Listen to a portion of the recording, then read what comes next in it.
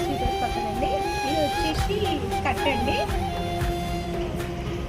Top వచ్చేసి ఇలా లోపాటు వచ్చేసి ఇలా సీక్వెన్స్తో మిర్రర్ వర్క్ వస్తుందండి.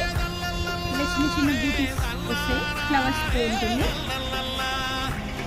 ఇక్కడ కూడా సీక్వెన్స్తో డిజైన్ వస్తుందండి. ఇలా పిచ్ వస్తుంది. కట్ వచ్చేసి బ్రష్ క్లాత్ అండి. ఏడ చాలా పెద్దగా వస్తుంది. ఇది ఇలా పిచ్తో వస్తుంది.